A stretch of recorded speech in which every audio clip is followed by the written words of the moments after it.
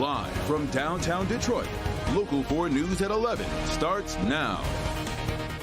A Farmington Hills man is headed to prison for setting a woman on fire 4 years ago. Tonight, his victim shares her story of recovery after this tragic incident. A judge sentenced William Gary Helmer to 40 to 80 years in prison. And that story tops our news here at 11 o'clock. Thanks for being with us. I'm Kimberly Gill. I'm Devin Skillian. Helmer says with the dispute with Dorothy Spinella was over money. Now, she survived that 2019 attack, but was badly burned on more than 45% of her body. Victor Williams spoke to her and her son and has their reaction to the sentencing. What a terrible crime to take place outside of this restaurant. The man found guilty of setting a woman in her 60s on fire will spend the next few decades behind bars. A very emotional 4 years for his victim, Dorothy, who remains an incredibly strong woman to this day. It's been very hard. The first 2 years was, oh my goodness. Dorothy Spinella has been on a rough journey to recovery ever since being doused with gasoline and set on fire outside of her job at Redford Coney Island in 2019. You know, there's a lot I had to go through. Former friend William Gary Helmer has been sentenced to 40 to 80 years in prison for the crime. Dorothy's son Brian feels like justice is finally being served. Could be more, but the sentencing they gave him is about almost a lifetime and a half sentencing, so I'm okay with that because I know he's not going to come out alive. When they said 40 to 80 years, I had a tear in my eye of happiness. Just what a relief. I never have to worry about him knocking around my house. Dorothy wasn't in the courtroom for the sentencing, not wanting to give Helmer the satisfaction of seeing her one last time. I no longer have to look at that guy. I didn't want to see him today. I never want to see him ever again in my life. However, she's remaining optimistic and great spirits about being able to live her life once again. Now you get to see her walking around, actually, be human again. So she's living a good life. She wants to live a better life, obviously. I'm a strong person, didn't realize how strong I was, but boy, I seen this through, and I'm going to carry on the rest of my life with a smile on my heart. And because of this, Dorothy is hoping to become an advocate for abused and battered women. That's while recovering from both those physical and psychological wounds. So if anyone wants to help her out on her journey, head over to clickondetroit.com. Victor Williams, Local 4. Yeah, all right, Victor. Now to some breaking news tonight. Former Secretary of State Henry Kissinger has died. He, of course, served as Secretary of State and National Security Advisor under Presidents Richard Nixon and Gerald Ford. He dominated foreign policy, was known for his key role in widening the American presence in Vietnam and the U.S. bombing of Cambodia. He was one of the leading diplomats of the 20th century. His consulting firm says he died at his home in Connecticut. Henry Kissinger was 100 years old. A new report is spotlighting the intersections with the most crashes in our area and also showing a jump in the overall number of crashes from 2021 to 2022. If you were watching tonight at 6, we showed you the 4th and 5th ranked crash spots. Well, now our Jacqueline Francis shows us the top 3 dangerous intersections. We've been chasing this assignment today, honing in on the top 5 crash sites in southeast Michigan. At one of them, we even saw a collision right before our eyes. Now we're at the number 1 spot on the list. That's at 14 Mile Road in Orchard Lake in Farmington Hills, which sees an average of 114 crashes a year.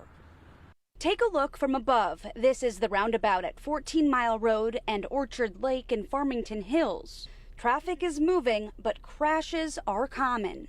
In fact, it's the intersection with the most crashes in southeast Michigan, according to a report put out by Southeast Michigan Council of Governments.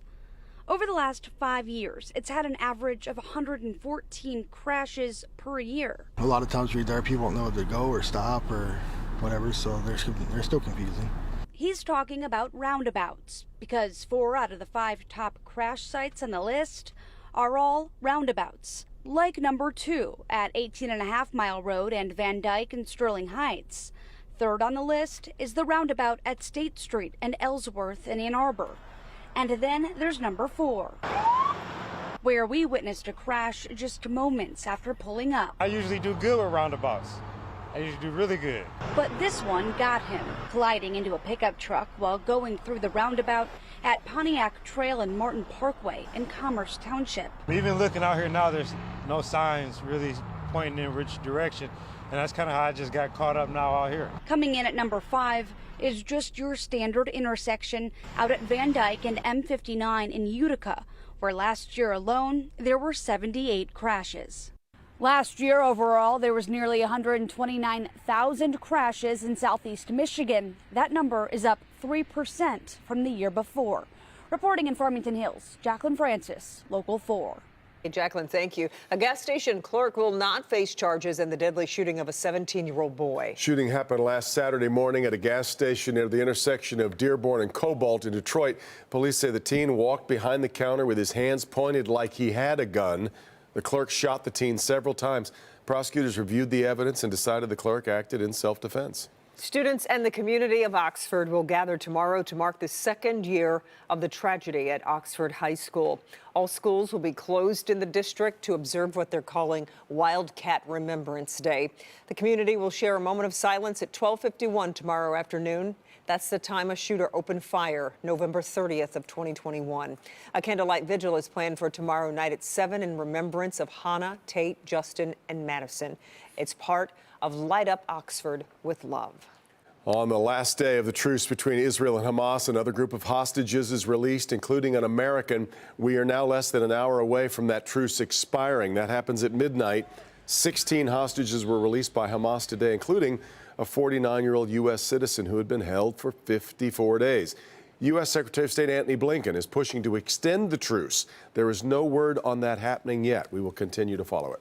The United Auto Workers announced plans to organize workers at more than a dozen non-union auto factories. The move comes 2 weeks after the union ratified a new contract with Ford, General Motors, and Stellantis. The UAW is targeting U.S. plants run by Toyota, Honda, Hyundai, Subaru, Mazda, Volkswagen, Mercedes, BMW, and Volvo. The effort will cover nearly 150,000 workers at factories mostly in the South. The union's list also includes Tesla, Rivian, and Lucid.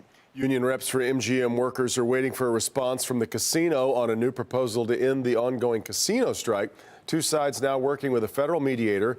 We're told union reps submitted a new proposal to the casino today. They are still waiting for a response. MGM workers rejected a tentative deal that was accepted over at Motor City and the Hollywood Casino at Greektown. We'll keep watching the negotiations and keep you posted. Loved ones gathered today to bid a final farewell to former First Lady Rosalynn Carter. A private funeral service was held in her hometown of Plains, Georgia. Mourners included her husband, former President Jimmy Carter, who left hospice today and yesterday to honor his wife of 77 years. Since her death, the former First Lady has been remembered as a tireless humanitarian. She died last week at 96 years of age. All right. Let's get a check of the weather on another cold night across Metro Detroit.